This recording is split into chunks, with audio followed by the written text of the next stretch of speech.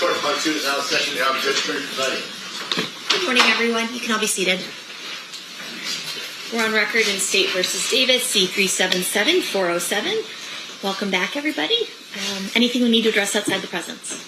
Your Honor, I do have some concern with regards to the State's current presentation of evidence in this case. Okay.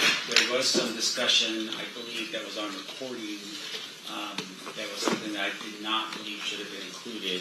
Some prior bad act that was in the first, I don't know, maybe 5 or 6 minutes of the recording that we listened to on Friday. I did not make an objection to that particular point because I was trying to figure out whether it came in under some motion practice prior, and I don't believe it does. And specifically, what bad act is that? Is that Mr. Davis is talking specifically about criminal history, and he mentioned something along the lines that he was involved in a shooting, and that and it was also because of drugs. We've always known about drugs, that's his criminal history, but with regards to his reference to a shooting, I think it's highly prejudicial in this case. And I don't know where it's at in there. I was trying to figure out with my people over the weekend where it was exactly, but we don't have this exact recording. Okay. So in my motion regarding the bad acts and regarding essentially all of the evidence that was going to be admitted in this case, there was a caveat that there would be certain things that would be excluded, that could be redacted out. Was this something you were familiar with in your previous listenings, or it just kind of took you by surprise when you heard it this time?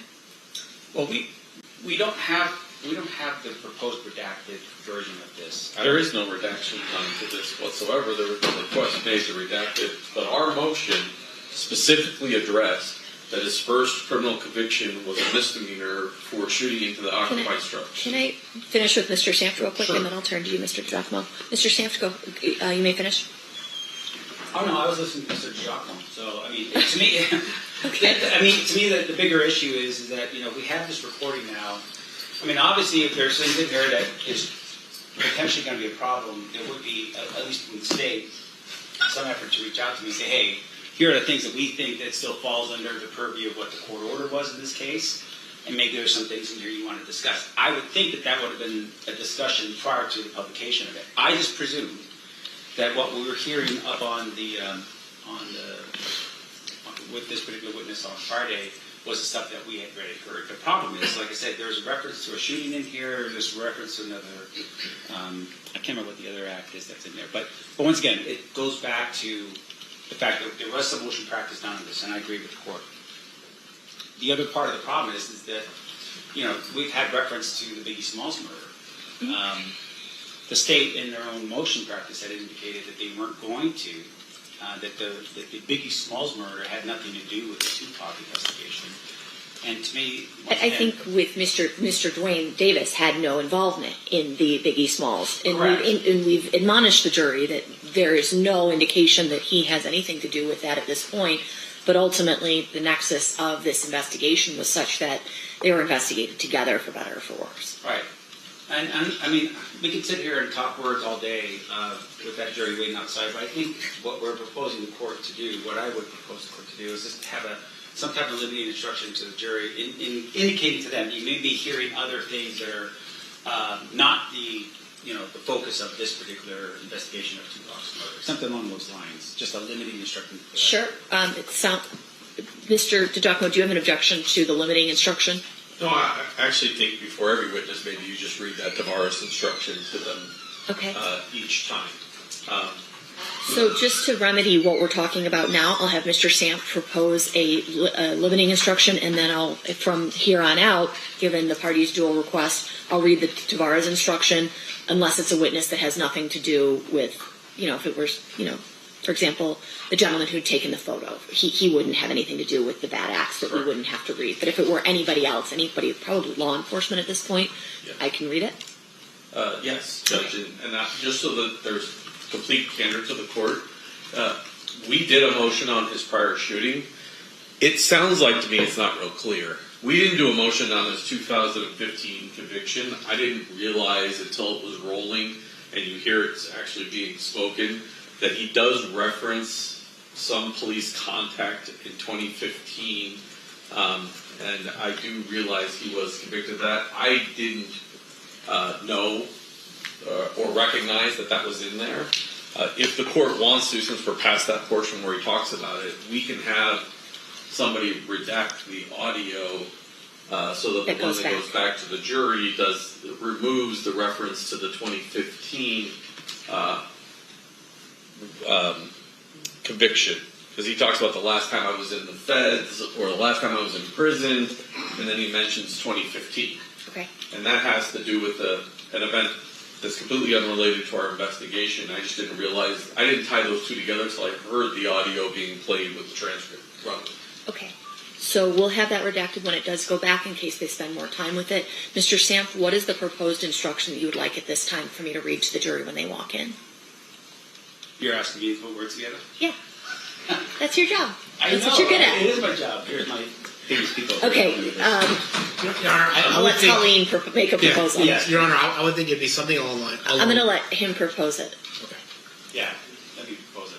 All right, then we can have some discussions about what it actually is. Okay, let him propose it, and then you can object. But I think it's cleaner for the record if he proposes it. I don't know that it matters for Tavares, but okay.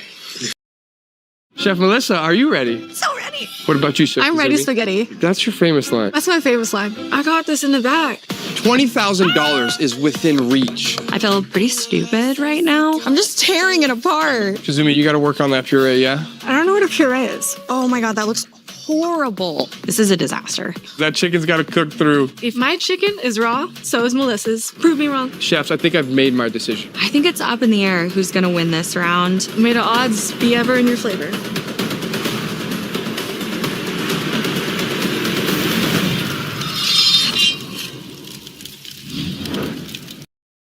We were talking about the, So what is the shooting is there for credibility of the statements of defendant, motive, and identity? Yes, in his book, he starts off with, my first criminal conviction is shooting into an occupied house, and describes the event.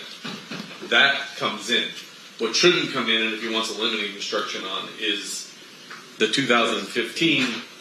I don't know if they would want a limiting instruction, since we're going to redact the audio before the jury gets it. We'll also redact the transcript before the jury gets it. So I don't know if he wants to draw attention because they may not have caught. I'm going to let them Yeah. talk, and then I'll let you guys weigh in. I do have one other further matter, Your Honor. Okay. I'm done with this particular issue. The other issue is this. With regards to Mr. Dorsey's testimony, we have a record from Detective Mock, who interviews Mr. Dorsey prior to his testimony. His testimony, though, on the stand really made things a little bit more easier to understand in terms of how his relation is with this case. In essence, what happens is that BET is asked by the district attorney's office to produce documents. Maybe it was through MOG. Maybe MOG is the one who does it. But in either event, BET says, okay, here's what we're going to produce. And they produce the actual finished product as their production. Right. They don't introduce B-rolls. They don't do anything other than that. And they basically said, that's all we've got. I think Mr. Diaz or Rios or whatever his name was prior to this had said something along the same lines that, hey, this is just how they do. The problem with what we're doing now is this. Mr. Dorsey gets up there and testifies, and he says, look, my job, from what I understand, was to listen in to the interview that's being conducted between Mr. Davis and the interviewer, whoever that person is. And he's supposed to be there to really sort of make sure that Mr. Davis is not lying or saying something that's off from what he understands the 2008 proper session to be, the recording. Here's the problem with it. At the end of what he does, and what he's proposed now, what the state is now using, is surreptitious recordings in between the official recordings by BET. Now, what does that mean? That means that while Mr. Davis is sitting in that room, he's sitting in that room with the interviewer, and at some point he's going to be asking for breaks. He's going to be asking for time to talk to somebody else. Okay. Which we understand it to be Wayne Higgins, his attorney. Those conversations are not hot mic conversations. They are conversations between attorney and client, and there is a reasonable expectation of privacy there because of the fact that it's done off camera, because BET does not record it. And on top of it too, that as that's happening, they're talking in a tone, they're not yelling and screaming it out loud, but they're talking in a tone to say, hey, what do we do here, whatever the issues are. I think those parts of this recording that Mr. Dorsey had done, had done, I think those are parts that need to be included from the jury's understanding. Because here's the thing. I understand he's not a state actor. I understand that it doesn't fall under this idea of, hey, well, he wasn't ordered by a detective to do that, and Dupree is definitely not a detective at this particular point. However, it is still a crime in California to record someone's conversations that they believe is private. Regardless of if we're in a room and having a conversation, if I'm having a conversation with this individual sitting right next to me and I believe that is private, under California law, that is still illegally obtained material. But ultimately, the remedy for a private actor acting in a nefarious, illegal, whatever you want to call it way, is not exclusion against the state because the state's not the actor doing that. So that was sort of my comment when it was brought up that way. I think the attorney-client privilege argument is definitely more interesting and is new. Or any final word on that before I turn to Mr. DiGiacomo? Well, I mean, because here's the issue that we have. Right now, what we have is an individual who basically takes his iPhone out, plugs it down on a speaker next to where he's at. He's hiding in a room to avoid detection by Mr. Davis, and he's recording the entire time. You hear other people communicating or having some type of discussion on top of his recording, which means that it's done openly in front of this mic or whatever he's at. He doesn't see a screen or monitor. He doesn't know what is being recorded or not. He just records the whole thing. The concern that I have with it is right now, as we're watching and listening to what's being played by the state, we don't see where exactly it is that they're going to bring in the parts that are not in the transcripts that we have from the recording. That's the official BET operating versus the stuff that they have that would have the additional thing on top of it, the surreptitious recording by Mr. Dorsey. Okay. State. Two things. Mr. Dorsey had a transcript of his recordings that has been provided to the defense. Okay. And there's a transcript of the official BET recordings, which, if you notice while listening to it, even the BET transcripts does not pick up background conversations or transcribe background conversations between other people when Mr. Diaz is asking questions. Okay. Mr. Dorsey will testify, because I specifically had asked him about the attorney-client thing. He will testify at no point in time when Mr. Davis is talking to Mr. Higgins is there not a third party present from E1 Entertainment. So there is no privileged communication that occurs between Mr. Davis and his attorney. Even at one point you're going to hear Mr. Davis say, hey, hold on. This is a hot mic. Let's bring him in and do a short evidentiary hearing then on that issue of attorney-client privilege. Sure. Okay. I assume he's not there. We'll have Mr. Dorsey come in real quick. We'll have him resworn, and then we'll just proceed on this limited issue outside the presence, and then ultimately I'll make a determination.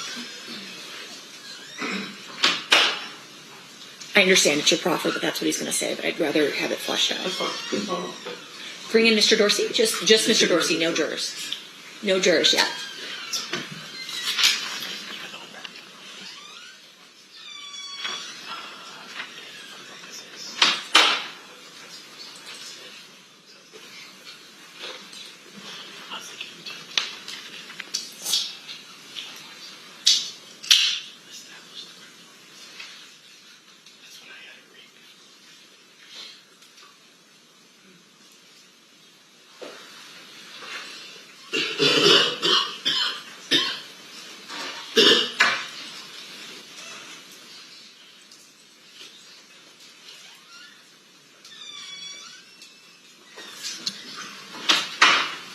Okay, Mr. Dorsey, we're going to have you sworn real quick.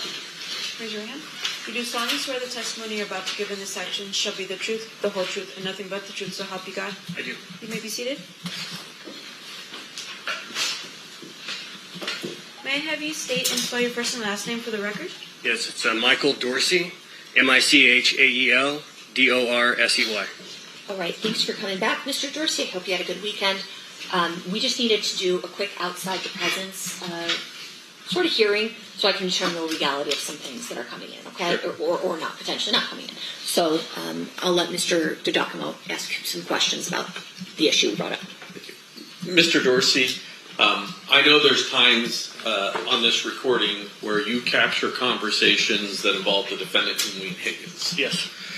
During those conversations, were they ever alone in a room having a conversation? Was there always a third party present? I believe they were always in the studio, and there are, I think most of the time you actually hear Mario talking with them. It's like a three-way conversation. So I understand like how privilege works to some extent, and it sounded to me like always he was still in the studio, didn't go outside into a hallway, and again, you can hear Wayne Higgins talking with him. And not just Mario Diaz. Isn't there a number of people to do this production that have to be in that room? Correct. There would have been another producer. There's the sound recordist. There's at least one videographer. There's probably at least a lighting person in there. There's at least a good half dozen people in that room with them. And at one point, does Mr. Davis make some comment about, hey, careful, this is a hot mic? He does, yes. He's kind of assuming, this is a hot mic. So at no point... where you're capturing or recording, there's not other people within, and describe the size of the studio. Sure, it's a very small studio. It's probably a quarter the size of this courtroom. So it's a very small room with 4 or 5 people in it where he's having this conversation. That's correct, yes. And Mr. Dorsey, where are you when these conversations are taking place? I was in an office down the hall. Okay, and so you had eyes on the studio the entire time? I did not have eyes on the studio, no. Okay. You could hear people speaking as to everything that was being said in there? Yes. And how were you recording again? Remind me. I had a pair of headphones, and I had my phone, and I just hit record. Okay, and so it's essentially the studio audio that you're using. Exactly, the live audio coming right from the studio. Yes. So it's a room. Do you know if the studio has signs that they're recording at all times? Like signage that says something like, this is a recording studio. You are subject to recording. Things like that. Yes, recording studios typically have the signs up like that. Plus, of course, he would have signed a release, so he knows he's being recorded. Okay, got it. Anything further? Sorry, I sort of hijacked that a little bit, Mr. DiGiacomo. Not from the state. Mr. Sam, you may cross. Okay, Mr. Dorsey, you've never met Mr. Davis before. We've never met. We've seen each other before. Okay, so on the day of the recording, you made it a point to not run into Mr. Davis, fair? Correct. You were actually in this other room. That's correct. And you're there just with headphones on. Yes. So. And I saw him walk by. I know he's disagreeing with me right now. I watched him go by. Sure, and that's fine. And he looked at me. Okay, are you done with the answer? Yeah, I sure am. Okay. Now, in terms of your work, I want to make sure I'm clear. Are you working as an employee of BET? No. Okay, what are you at that point? I am a contract employee, work for hire, as a technical consultant for specifically this production. I'm not hired by BET, I'm hired by the production company. By the production company? Yes, sir. And that's Entertainment One? Entertainment One and Creature Films, like a subsidiary of Entertainment One. All right. And then in terms of your work with Entertainment One, that was bound with a confidential agreement, right? Yes.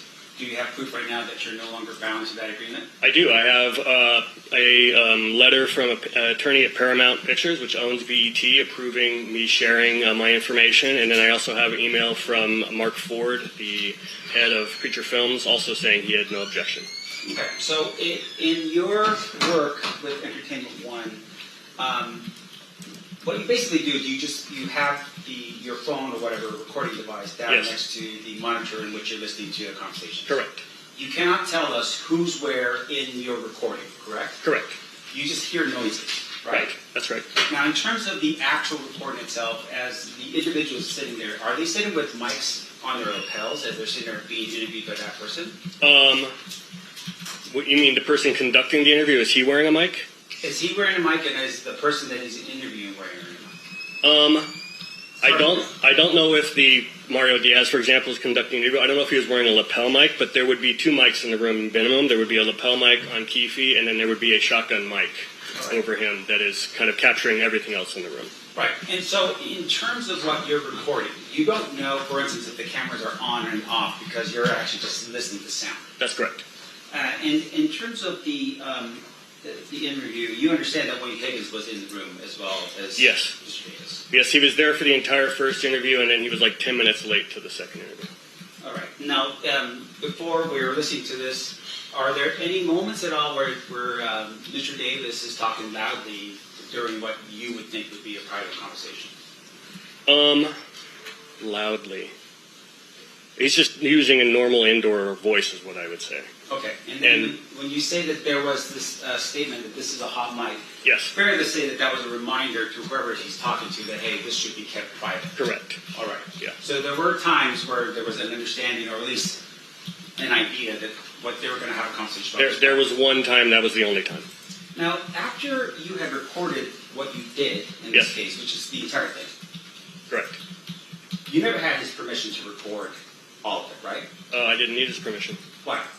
Because he's there to be recorded. He's got mics on him. He has lights and a camera pointed at him. He's in a production studio. I'm officially hired on as a crew member. I'm allowed to do whatever I want. No. And- Let's back up here to make sure I'm clear. Sure. You're a crew member, but you don't own the rights to the production itself, right? Correct. And you don't own the rights in terms of what the camera angles are or anything along those lines. That's correct. I could Now- not put this on YouTube and profit from it. Okay, well, back up here again. I want to make sure I'm clear. Did you take that audio recording that you made and give it to either Entertainment One or any of the subsidiaries in this case? No, Okay, so you basically took something that you didn't have permission to take. that's not true. Okay, well, back up here. Tell me who you got permission from. I didn't need permission. Do you understand? There's no permission needed for that. I'm there to do it. I made the recording because he showed up for the first interview, not ready for his interview to be conducted. So I knew it was going to be broken up into 2 days. So I said, I'm going to make a recording of this so that I can make sure we ask the correct follow-up questions when we come back. That's the only reason I made this recording. But you're not the contract person. You don't have a contract with I this. apologize. We're way afield of the issue that the court has needs to rule upon, and this sounds like cross-examination for a jury. Oh, I'll get back into it, Jerry. I'm just saying as of right now, Judge, we have a problem with this. Thank you. And just to make sure I'm clear, you take that recording, and that's the recording that you're now publishing here for this jury, right? Publishing, no. Playing for the jury, yes. Publishing suggests publicly. I'm not putting this out to the public. That was a legal terminology, Okay. but you're playing that for the jury now. Yes, right? sir. I have no further questions. Anything further, State? Not from the state. All right. In general, the attorney-client privilege under 49.095 is broken when you speak in front of a third party who's unrelated to the legal team. Here, it appears as though Mario Dorsey and there others were potentially present for the conversations. Additionally, the setting of the interview itself does not lend itself to a belief that the conversations would be privileged and or private. It's a recording studio. The purpose is there to be recorded. A release is signed so that the person can be recorded. The entire room is microphoned up. Additionally, there are microphones on the people participating in the interview. In general, this isn't a situation that would lend itself to private conversations. I think based on the testimony, they are not privileged conversations. Circling back to the issue regarding the instruction to the jury, Mr. Sanft, is there anything? Did you want me to reread the Tavares instruction, which I can add something related to the unrelated shooting to? That proposal for that would be this. You have heard testimony regarding drug trafficking, conspiracy, a federal conviction, gang affiliation, and an unrelated shooting. Judge, that's not an unrelated shooting. In 2015, he lets the cops come in his house and they find a gun and I think some drugs, and that's what he goes to prison on in 2015. The shooting he's talking about is his teenage shooting that's written about in his book. So Mr. Shams was conflating the two. Okay. The 2015, So how about this, instead of federal conviction, prior criminal convictions? a conviction in 2015? Because that's the only one that wasn't My part of the point motion. in saying that it was unrelated is saying that it's unrelated to this incident. Correct. Unrelated 2015 incident. Okay. So what's your proposal, Mr. Sanft? I saw you had a piece of paper. Yes, Your Honor. Myself and the defense team worked on a Tavares instruction that says you are instructed that any testimony and or evidence introduced about any unrelated shootings and or murders is not admitted and should not be considered for propensity purposes, but instead for the purposes of motive, intent, or to establish the credibility of defendant statements.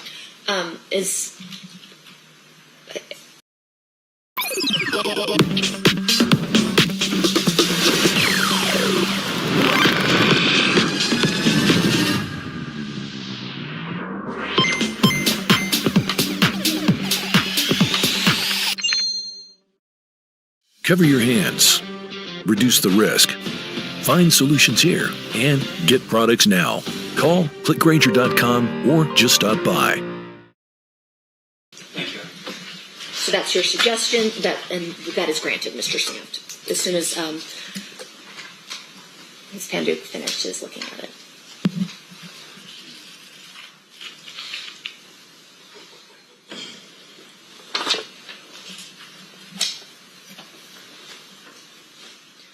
Almost there, Mr. Dorsey. Great. Give us a minute. I'm fine. Okay.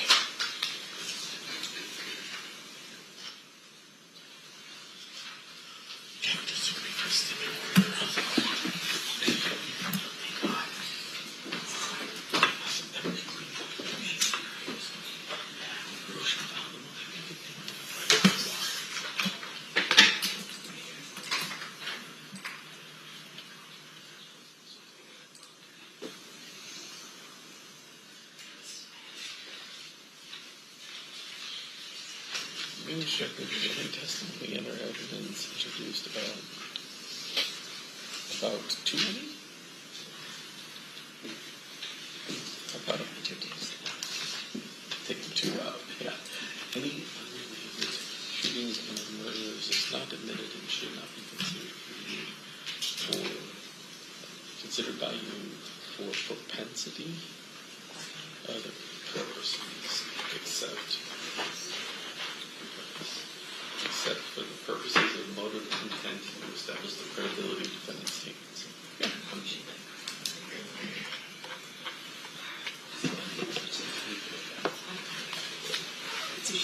Let's see if you can read it, Judge. It's some Banu's, some Colleen's handwriting. God, guys. You should both be doctors here. I know.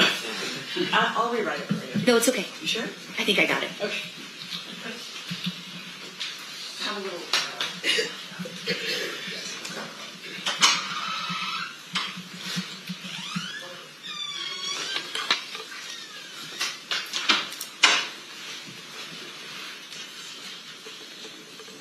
Okay, so this is what I'm going to read. Tell me if there's an objection. You are instructed that any testimony and or evidence introduced about any unrelated shootings and or murders is not admitted and should not be considered by you for propensity or any other purpose. It is admitted only for the purposes of motive, intent, or to establish the credibility of defendant's statements. Any objection? No. Perfect. All right, I can read it. So as soon as we bring the jury in, I'll apologize for being a little bit late, my fault, and then I will read them the limiting instruction and we'll get going. Should we leave Mr. Dorsey on the stand? Yeah, I think so. Okay. All right, so as soon as that jury's ready to go, we'll go.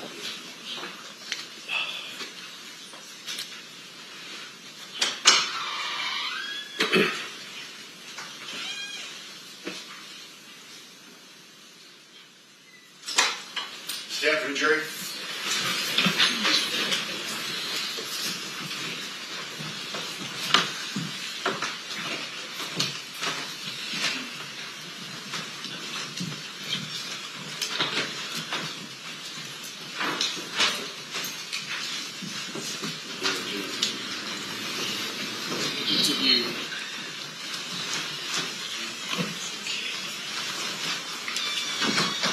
Did the party stipulate to the presence of the jury? Yes, Your Honor. You may be seated. All right, welcome back, ladies and gentlemen. I hope you had a good weekend. I apologize for the delay. We had a legal issue that I did need to decide before we brought you in, so I do appreciate your patience in that matter. There's a limiting instruction that I need to read to you, and then we're going to resume with Mr. Dorsey's testimony. You are instructed that any testimony and or evidence introduced about any unrelated shootings and or murders is not admitted and should not be considered by you for propensity or any other purposes. It is admitted only for the purpose of motive, intent, or to establish the credibility of defendant's statements. All right, Mr. DiGiacomo, Mr. Dorsey has already been sworn, and so you may proceed. Thank you. Mr. Dorsey, in that first portion, the first 35-17, and we're about to get back to it. Let me ask you this. After 2019, did you become aware that Mr. Davis published a book? Yes, Did you read the book? I did. Were there historical facts he provided you in 2017 that were included within that book. Yes, there were biographical facts from his childhood. They were in both.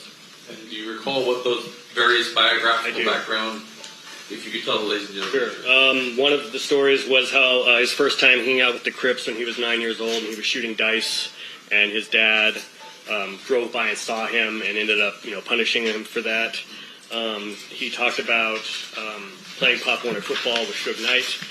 Not just that, but also he talked about going to Suge's house after they would win for parties in their backyard, like pool parties. He talked about a baseball coach at the Compton College who was dealing drugs. I think he was like in middle schooler, and he started running as kind of a courier for that guy. It was his first introduction to the drug game. He talked about being in the Upward Bound program at UCLA, and there may have been one other detail in there, but all details that I've only ever heard in that interview and read in his book. So I conclude that the author could have only gotten those from him.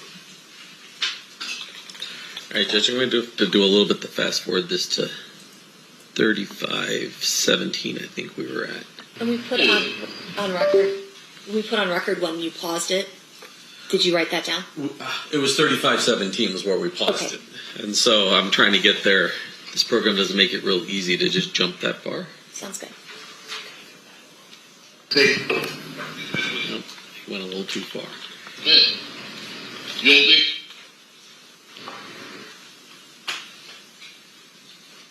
Man, my boy Dick was rolling up, he's going to the club tonight, rolling up weed from the neighborhood.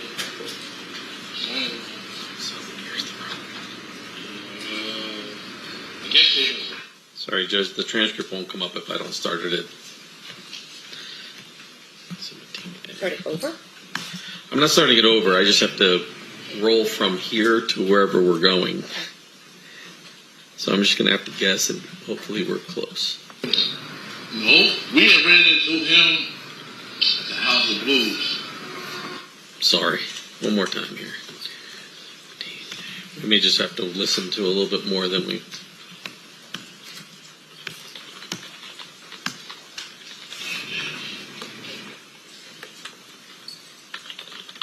Just that night, seemed like dude stuck his head up my ass on him. You know what I'm saying? He's a special agent in charge of the major crime. It was just that night that you was going to make my life a little bit. I did a 5.5. Came up to at least 10 times. I'm going to stop this. Before his interview in 2017, had you ever heard of Special Agent Holiday? I don't think so. I don't remember hearing much about the federal investigations into him. That was new information to me.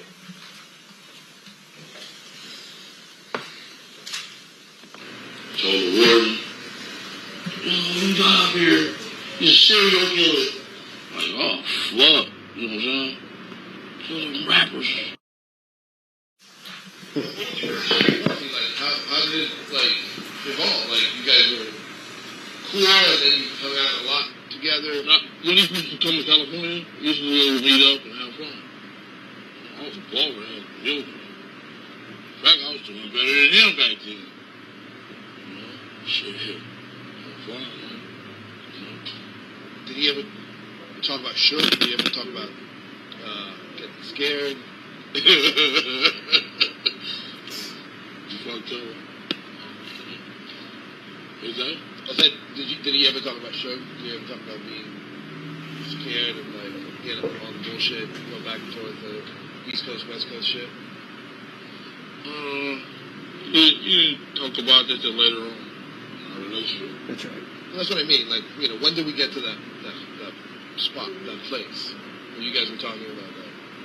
I remember my boy Zip was rolling up, he was going to the club one night, rolling up green leaf in the neighborhood. His phone rang. He was like, I guess they must have fucking blamed it. Something, I don't know. He's like, man, let me speak to Keeper. Got on the phone. What's up, dog? Like, man, man, I'm giving a concert out there. We on a tour on the West Coast. He asked me would think it's cool to come out there. I said, why it wouldn't be cool? He like, the big CEO guy. CEO guy? He like, yeah, the big guy. I knew what he was talking about. He was like cold and shit. So I guess I was kind of scared of the guy. So we went to the Irvine Mills. It was something. Oh, concert. We had the hottest song out in the world. You know what I'm saying? Shit, that song was One More Chance. Boogie on the stage. Suge was right there. I came off the stage, he asked me, man, how you doing here?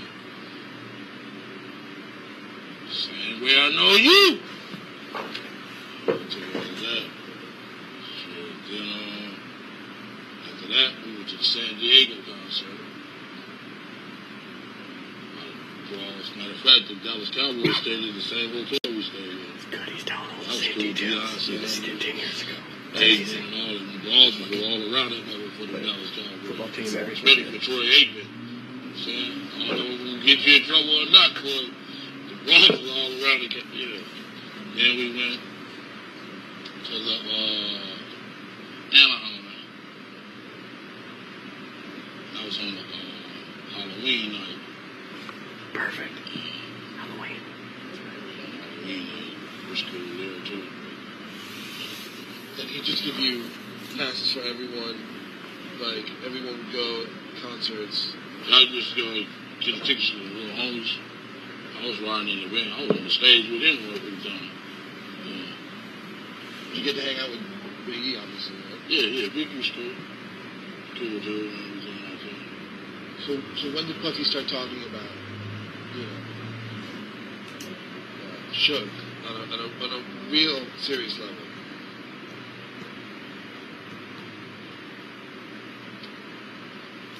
You was back there?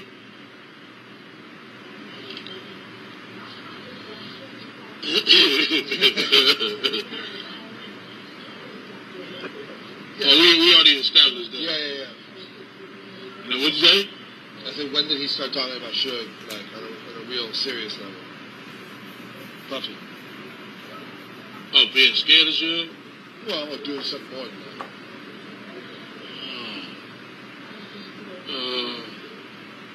I ain't really comfortable talking about that right now.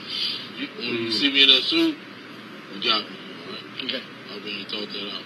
Okay. So let's take a break. You can go smoke.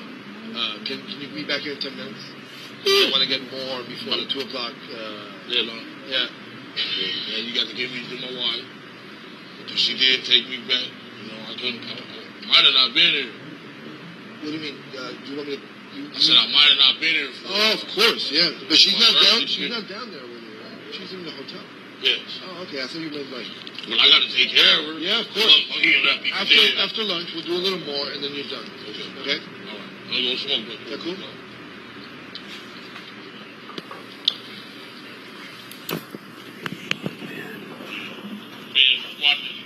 Ben is watching.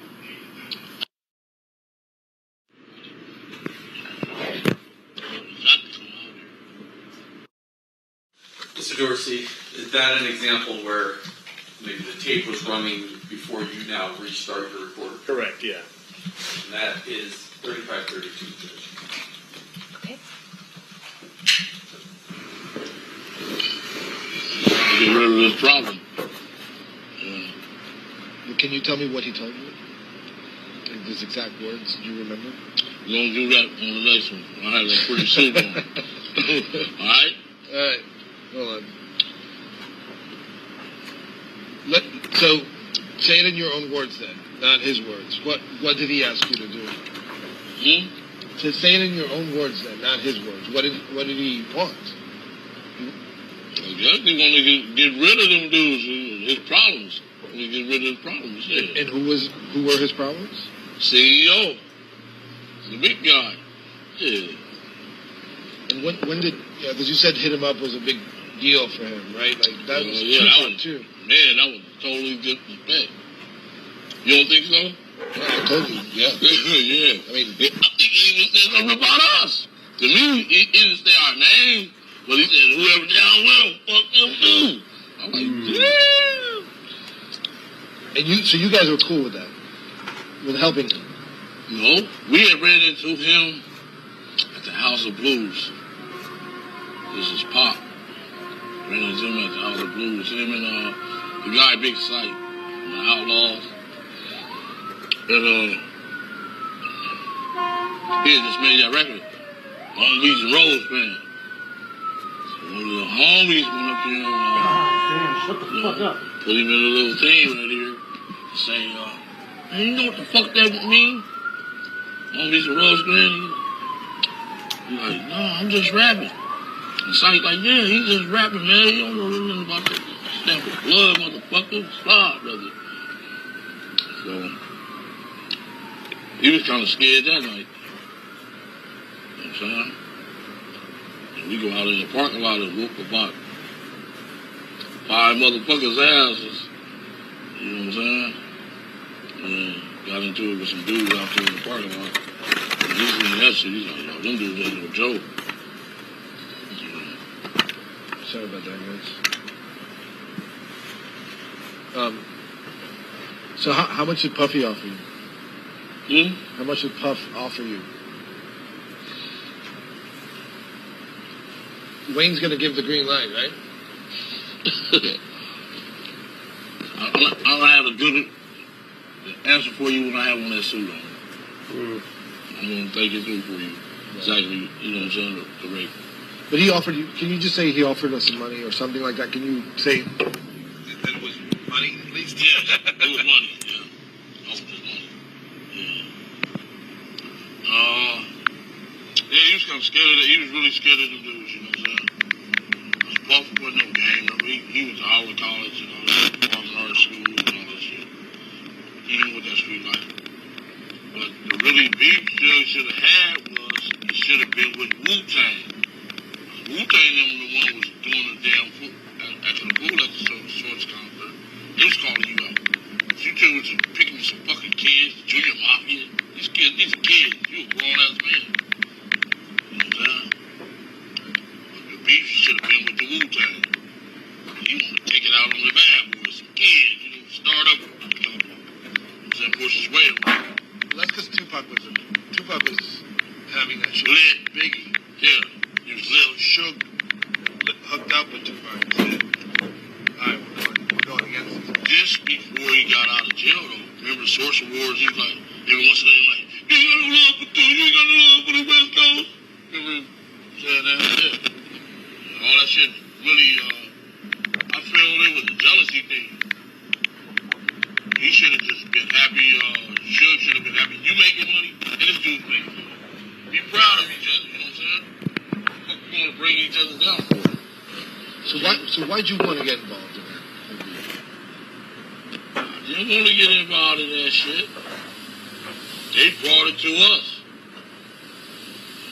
You bring something to the gangsters. I told you that earlier. It's a cap to it. Yeah, I hear you. Is it true that Biggie and those guys from Bad Boy used to hang out? They never really talked. Never. Really, it's they had some bad cops around shit. I read something about them hanging out in your girl's house in California. Is true. They never no pictures of that? Never hung out there.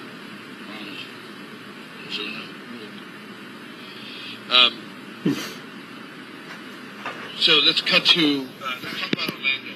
We have 10 minutes before we cut out for lunch. So I wanted to know like who your nephew is. Like you know, not a lot of stuff to know about him. You know, who is he? How old is he? What kind of family? Tell me a little bit about him. Who are we talking about? He's well respected. Who? Orlando. My nephew Orlando. Well respected. Good student in school. Everybody loved him. I'm saying? He just like a guy, everybody love him. And he liked the Tupac too. So what got him involved in gang life? Yeah, was he involved in gang life at all? He wasn't no gang. Yeah, that's cool. Told you there's a difference between gangster and gang.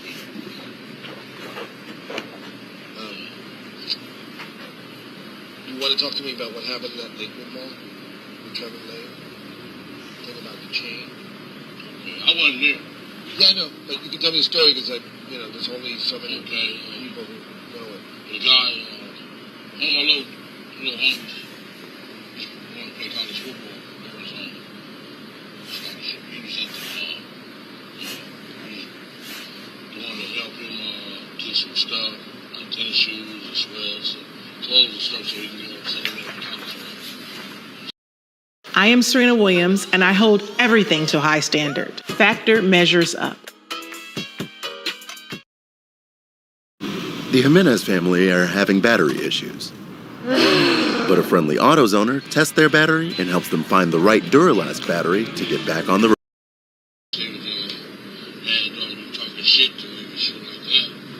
Shit. When some homies came to the door, he seen them. Nice. First thing he do was sock the dude and snatch this chain. I could never snatch that kind of chain. Never. Marcus snatched this chain. Chains weren't worth fucking $300. Petty ass bullshit ass chain. You smash a little fucking what's the name like this? That fucking chain talking about this bounty on the punk ass chain. Yeah. This bounty. Yeah, that little punk ass chains on me, come on. So he didn't do it? Orlando did not snatch that man chain. So why is it that Tupac then saw him and said, that's the guy who snatched my chain? All this stuff was building up. It just went from a mall. One day we was on Sunset. Shit pulled up in this Rolls Royce. Him, Snoop Dogg was in the black one. Tupac was in the white one. I think we was at the Roxy. I was very with him. And they pulled up in their Rolls Royces. There's about 30, 40 clips out there. And listen. DVD! Oh shit. Jumped out of his car and talking to me. Sure, you like, is it cracking up here? Like, no, dog. He said, oh, well, Paradise is cracking. This club that's on Hyatt in Santa Monica. Went around here. Shit, when we hit that street there on Santa Monica, some dudes just started shooting. Shot up Sugar's Rolls Royce. A red dot while it was laying in the street. I guess he figured that we was behind that too, you know what I'm saying? We was with you, pulled over to you, you know?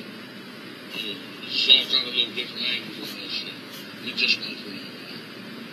So talk to me about, because I'm really interested in knowing about that a little more. Like, how does the gang stuff feature into the story? Like, how was it building? Is I guess what my question is. Like, the mall thing, what you just told me about Suge, what else? What else was like building up? We seen them brawls at Luna Park, little club on Santa Monica and Robinson. And them brawls just talking shit. And we just kind of push them around. We didn't beat their ass with them. Let them know. Get it fucked up. This town's always been our town. The Crips. They know they out there. You know what I'm saying? I just left the state prison.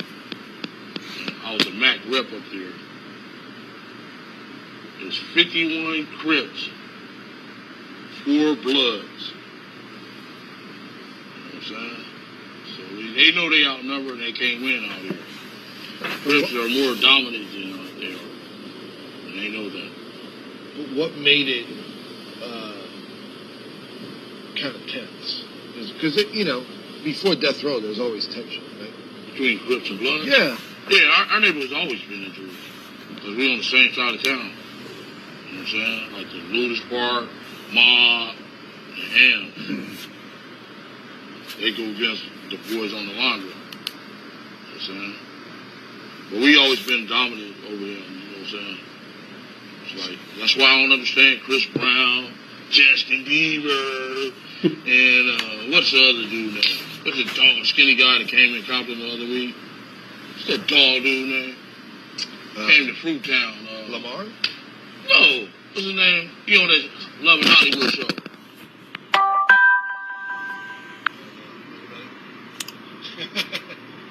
Soldier Boy and all. Get in trouble out here. Go to a state prison. Rivers is gonna rape y'all. Justin Bieber, Chris Brown. You know what I'm saying? Y'all tripping on me. Yo, but I'm just trying to understand what happened back then. Back then, was it that they got cocky? Is that what happened? Because they were with Suge? Hmm? Is it that they got cocky? Is that what happened? Because they were with Suge? I guess money can you cocky. I guess money can you cocky. You know what I'm saying? They even beat up a rolling 60 and killed the guy at the club. Said DJ Quick and they jumped on the dude and all that shit. That's what I figured that shooting was about on Santa Monica that day when his hat was in the street I was just telling you about. Damn, I guess they gonna get his ass. So this is more gambling than anything. It's not just East Coast, West Coast shit.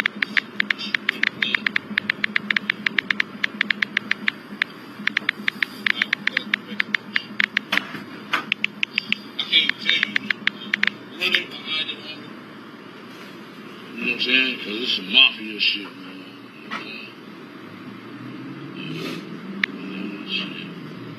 Family's still out there. Right? Yeah. Yeah. Some of that shit out. Okay, no, I'll be right back.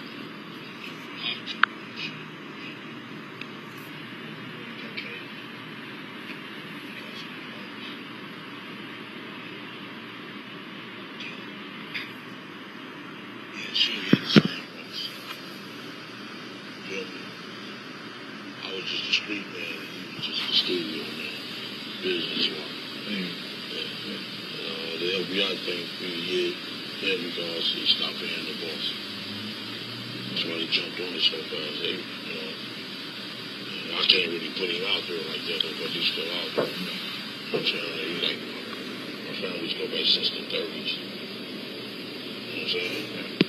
Yeah. And there ain't no Harry either. Yeah, no.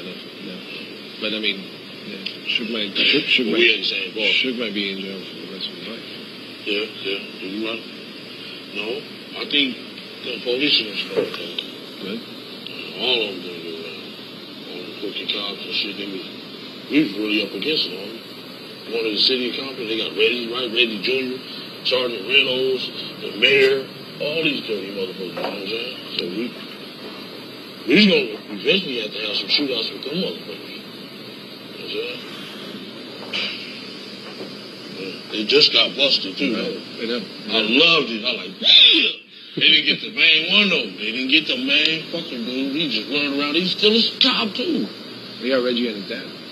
Huh? They got Reggie and his dad. I said they didn't get the main one. His name Reynolds. Oh, really? Sergeant Reynolds. Pulled over my 60 keys. He's making my life real honest and raw. Getting jealous of raw, man. Dirty. They didn't get his ass. That precinct was dirty as fuck. Yes, it was.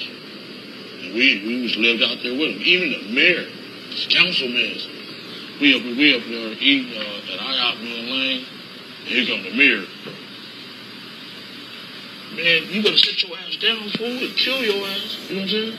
Stupid bitch. You know? That dude's stupid. Wasn't that Bradley? Omar Bradley? Yeah. That dude's stupid on him. Let's eat some food, man. All right, thank you guys. We're back in 45.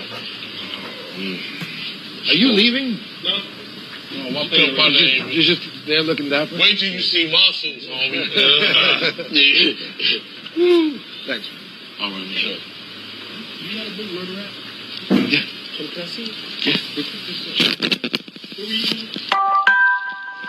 Was it?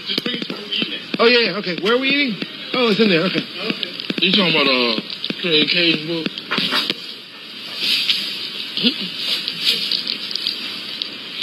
Okay.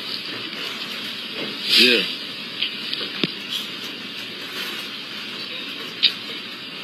Don't say nothing about no people. That's Wayne.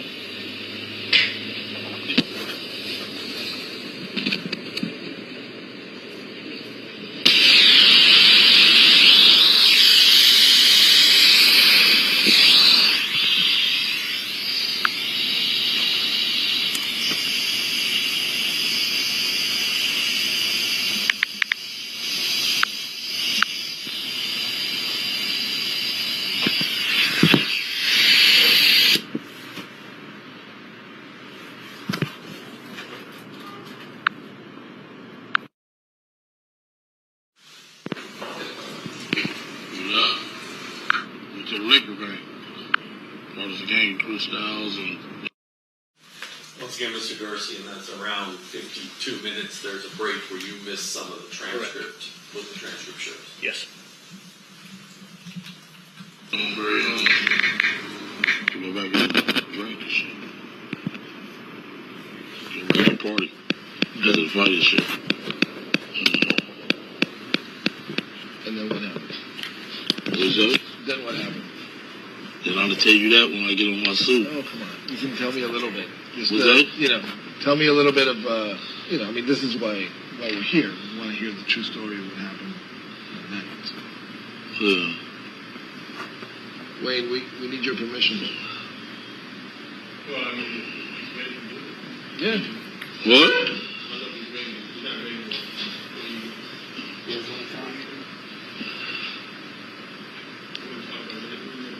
Yeah, I'm going to talk about that one later.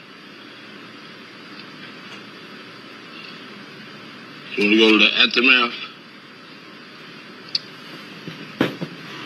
Yeah, can you talk about, before the aftermath, can you talk about that, like, generally, just to give me something to work with? And then we can do it again in more detail. Yeah, like a summary.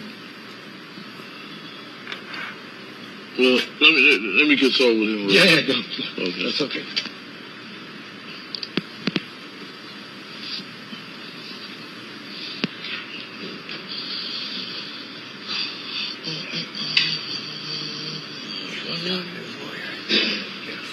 Ray, the guy over there. I thought we weren't going to say that, dude. Okay. He just trying to especially people. You know, you say make the stuff.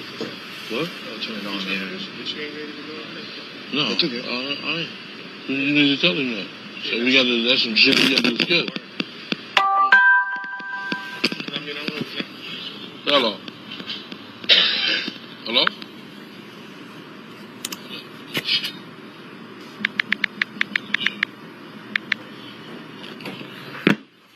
What are you about to do? What? All right, I'll be through that. Yeah. Yeah, of course. Is that in my pocket? Just tell him come here for a minute.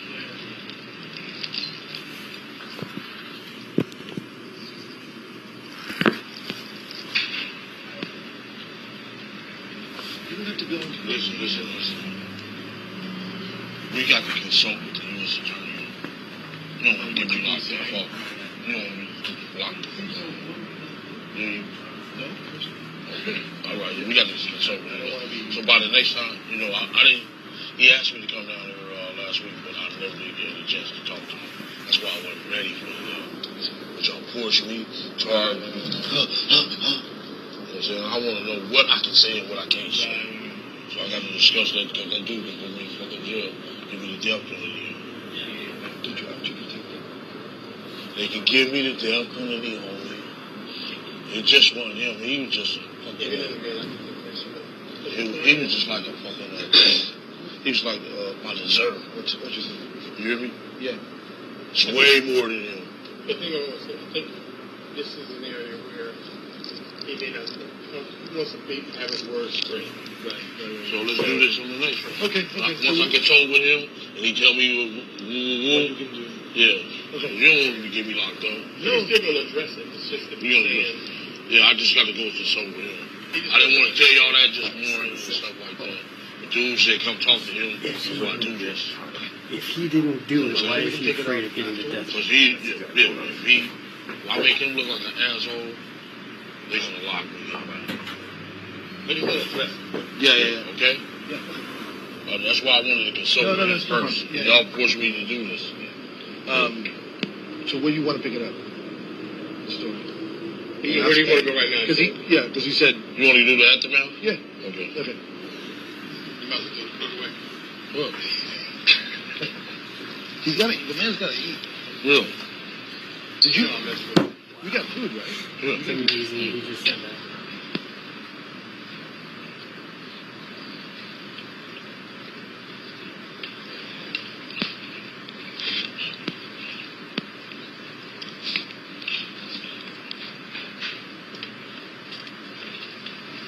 All right, so we're going to take this...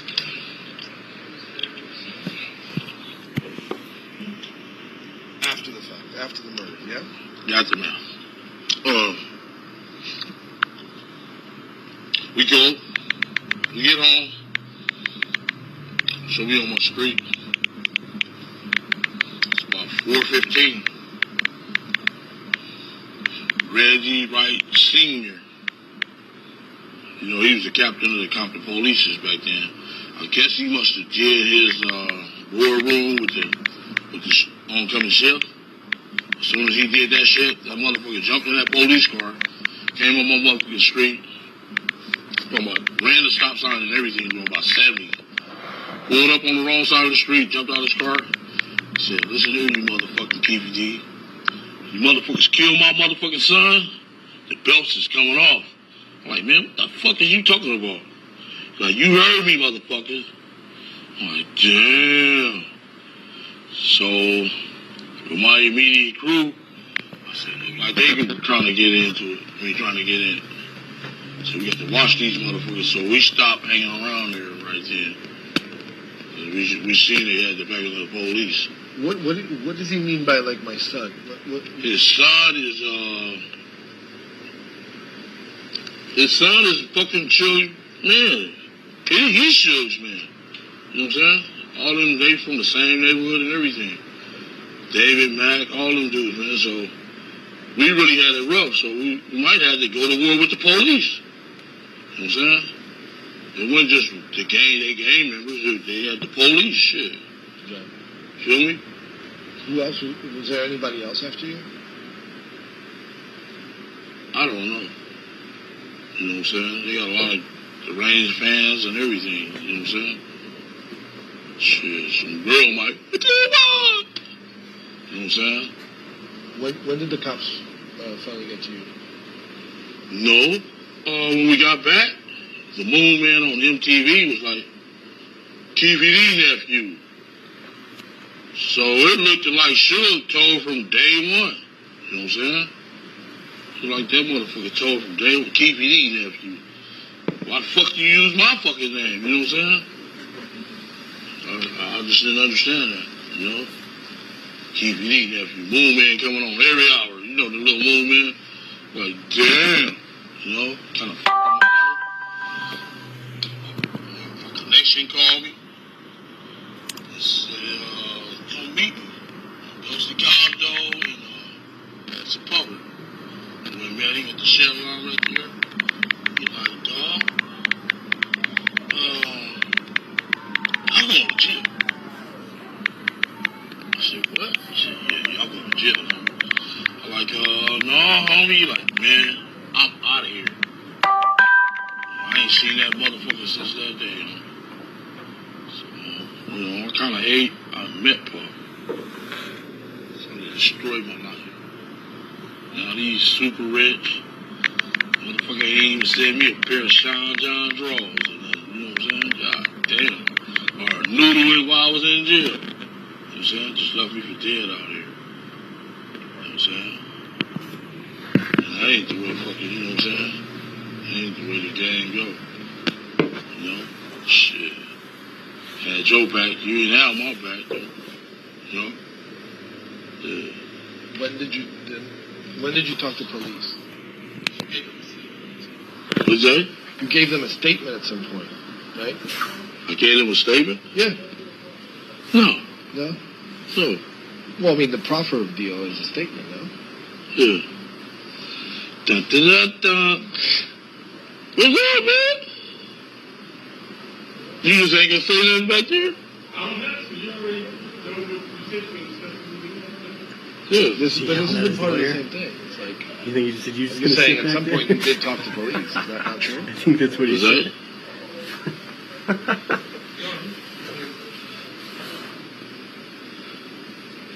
Remember what I told you outside? That's why I didn't want to do this today. Right. Well, I mean, You know, some shit will give me motherfucking, you know. Right.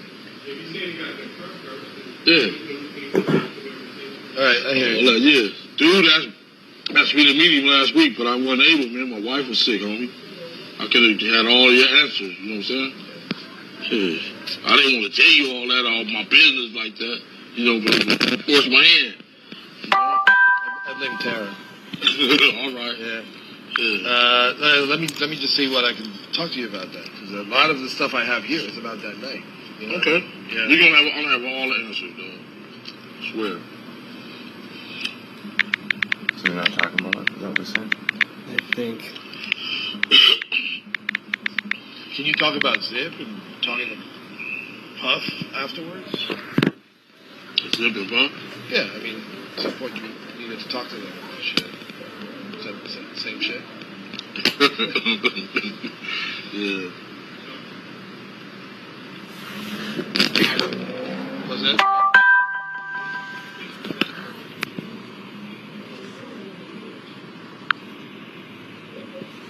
Well, did you, so after that happened?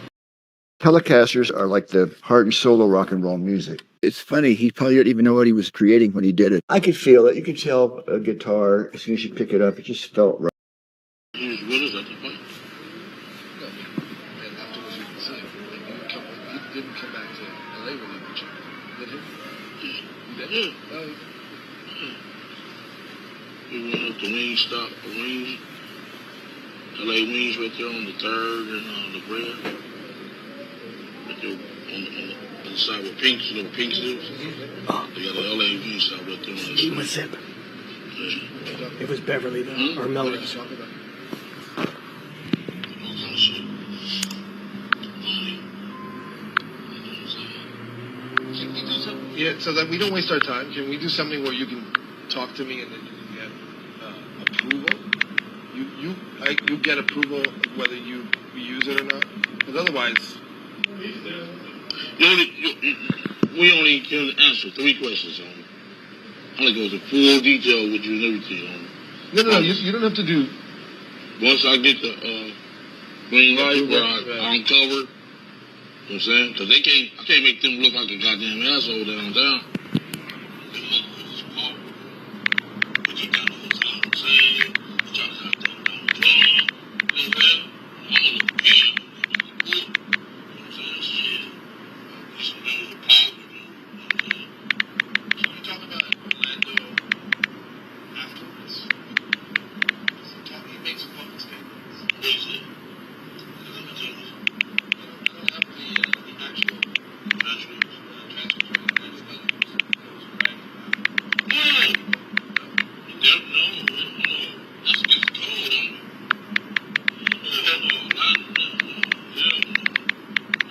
I never heard of Brad or nothing.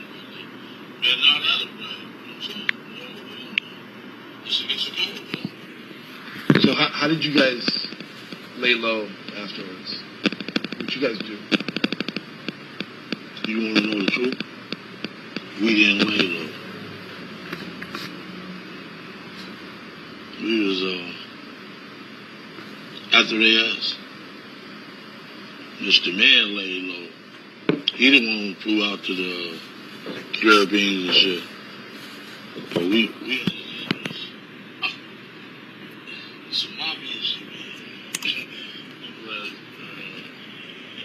Yeah, we didn't lay low.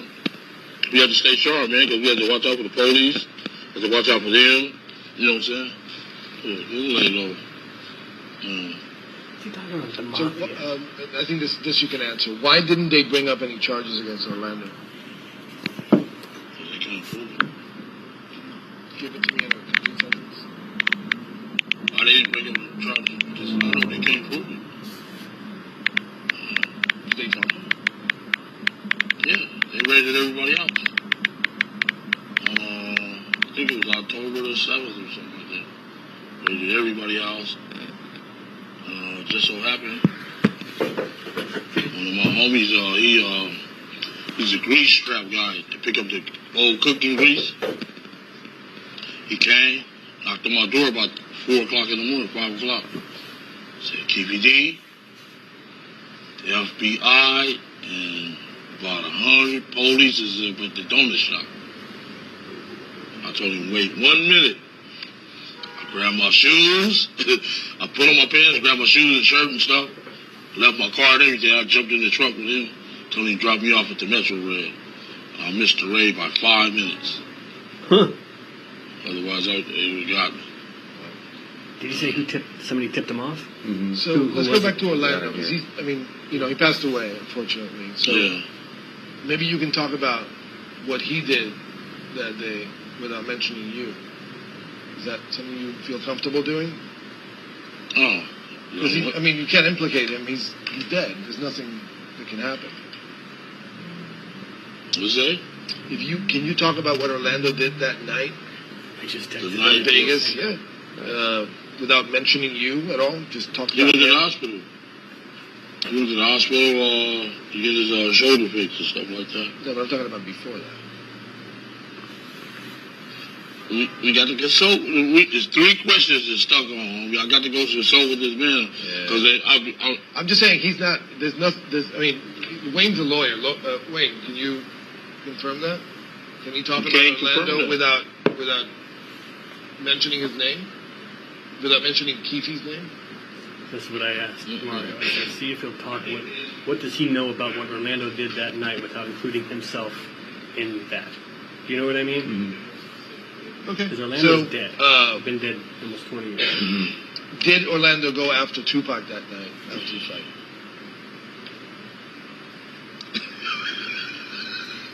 Huh? I gotta do my job. No, he didn't go after Tupac. He did not. Mm-mm. Man, wait till I get on the suit, man. Keep on.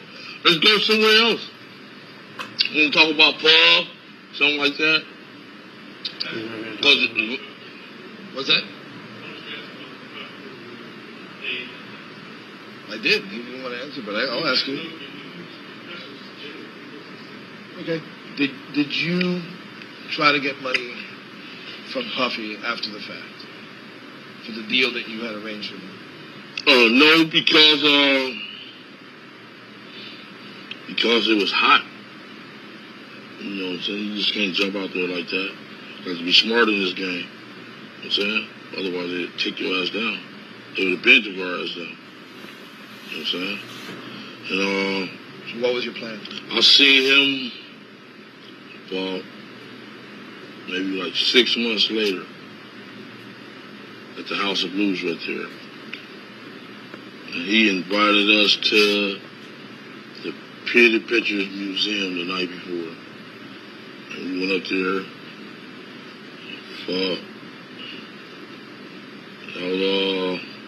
He was up there partying. I'd seen him at the Pretty Pictures Museum. And he like, KVD, the FBI is all over us. You know what I'm saying, if you want to catch our heat, you know what I'm saying? Said they up in this party right now. I'm like, really? Like, yeah. So that's why I didn't understand how the fuck Biggie can get killed. You know what I'm saying? If the FBI all around here, you know what I'm saying? Said they up in the party and everything ever since we got off the plane. Like, fuck. God, I just thought of something I never thought of. So we'll talk about Biggie in a second, but did you ask him for? That's why there's the no money way that Keefe and the he owed you? Southside Crips kill Biggie. Was that? Did you ask him for the money that he told owed him the you? FBI are all over No, him. I didn't. So the keep would have been like, fuck, the FBI are outside right now, murder's off. We can't kill him right now. Yeah, of course. Guy never put that together before. And what's is it true that there's a rumor going around that Zip got half the money?